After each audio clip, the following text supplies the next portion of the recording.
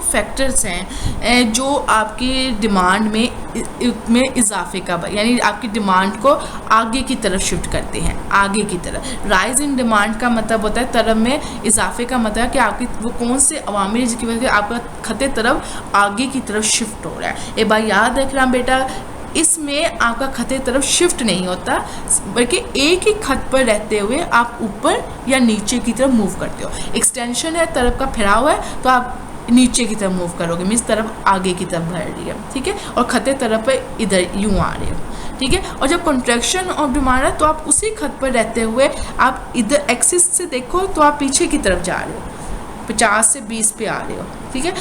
और मूवमेंट आपकी कैसे हो रही है, इस तरह से ऊपर से ऊपर की तरफ हो रही है, ठीक है, कि 4 पे आके आपकी तरफ बहुत कम हो गया, वो 20 हो गया, ठीक है।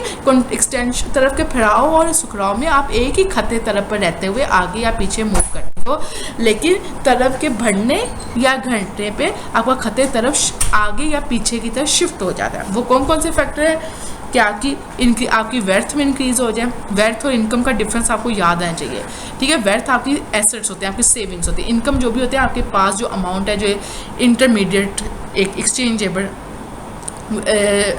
एक क्वांटिटी को कहा जाता है, ठीक है। तो वेल्थ आपकी होती है एसेट, आपके सेविंग, उसमें इजाफा हो जाए, आपकी इनकम में इजाफा हो गया, आपके प्राइस और सब्स्टिट्यूट गुड, ये भी मैंने आपको बताया सब पहले, ये तमाम वो फैक्टर है। इसमें अगर इजाफा हो जाए इस तो इनकी वजह से बेटा आपकी तरफ भी इजाफा होता है। क्यों? क्योंकि इन सब के साथ बेटा आपकी डिमांड का पॉजिटिव रिलेशनशिप है, ठीक है। इसी तरह बेटा डिक्रीज़ हो जाए आपकी वेल्थ, आपकी इनकम डिक्रीज़ हो जाए, number of buyer, test, fashion वगैरह में कमी आ जाए, तो आपकी डिमांड का पीछे की तरफ शिफ्ट हो जाता है, फॉल इन डिमांड। क्यों? क्योंकि इन सब के साथ आपकी डिमांड का नेगेटिव रिलेशनशिप है। नाउ लुक एट दिस, देखिए प्राइस में कोई चेंज नहीं करना, ठीक है। फॉर एग्जांपल इनकम में इजाफा हुआ, ठीक है, इनकम में इजाफा हुआ तो आपकी तरफ में भी इजाफा हो गया। और बेटा देखिए तरफ में जब इजाफा हुआ तो पहले देखें, पहले 10 प्राइस पे आपकी तरफ थी 10, प्राइस इधर 10 ही लेनी है, इधर इनकम नहीं लेनी, वाई एक्सिस पे प्राइस ही लेनी है, 10 थी ए पॉइंट। अब ए से आप बी की तरफ शिफ्ट हुए तो अब 10 पे आपकी डिमांड होगी 50,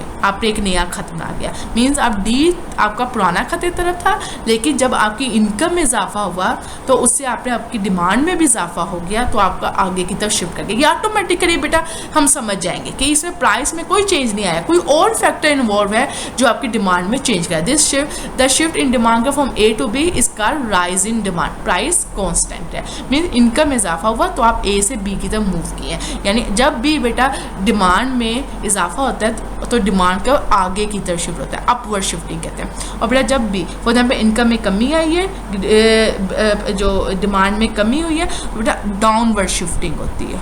the shift in demand curve from A to B is fall in demand, ठीक है, ये डाउनवर्ड शिफ्टिंग होती है। आप ए से बी की तरफ आए हो, क्योंकि आपकी प्राइस में तो कमी इनकम में कमी आई है, और इनकम में कमी से आपकी तरफ में भी कमी आ गई है। डेफिनेटली पहले आपकी इनकम 1000 रुपये थी, अब आपकी इनकम 500 हो गया, तो आपने अपनी तरफ को कम कर दिया, लेकिन प्राइस में कोई चेंज नहीं आता। राइज एंड फॉल में बढ़ना और घटने में प्राइस कांस्टेंट रहती है, आपकी डिमांड दूसरे अवामिल की वजह से चेंज होती है, जैसे इनकम, और इनकम और क्वांटिटी डिमांड में पॉजिटिव रिलेशनशिप, ये दोनों एक ही डायरेक्शन में मूव करेंगे। अगर ये बढ़ रहा है तो ये भी बढ़ेगा, ये कम हो रहा है तो ये भी, लेकिन इन दोनों में बेटा नेगेटिव रिलेशनशिप होता है। लेकिन यहाँ पे प्राइस कांस्टेंट है, डिमांड में जो अपवर्ड शिफ्टिंग आ रही है, यानी आगे की तरफ शिफ्ट हो रही है, जो पीछे की तरफ शिफ्ट हो रहा है, वो दूसरे फैक्टर्स है, दूसरे अवामिल की वजह से डिमांड में चेंज आता है। तो ये याद रखिएगा, एक्सटेंशन एंड कॉन्ट्रैक्शन में क्या डिफरेंस है, इसमें प्राइस की वजह से चेंज आता है और डिमांड कर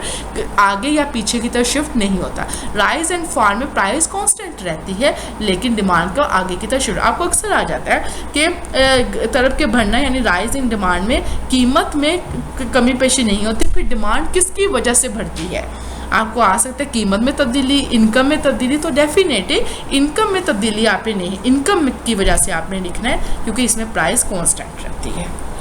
now what are the causes of change in demand curve, ये कि चेंज की डिमांड कर में जो चेंज आ रहा है, तो बेटा ये डिफरेंट कॉजेज है, ये तमाम फैक्टर, ये मैं बहुत दफ़ा पहले बता जब तो आपको फिंगर टिप्स से याद हो जाना चाहिए। कंज्यूमर इनकम, इन दोनों में पॉजिटिव रिलेशनशिप है कि इसकी वजह से आपका डिमांड का अपवर्ड शिफ्ट हो जाएगा। वेल्थ, इन दोनों में पॉजिटिव रिलेशनशिप है, आपकी जो सेविंग होती है, एसेट्स होते हैं, इनकी वजह से भी आपका डिमांड का अपवर्ड शिफ्ट हो जाएगा। अगर डिमांड वेल्थ में इजाफा हुआ है तो डिमांड में भी इजाफा होगा।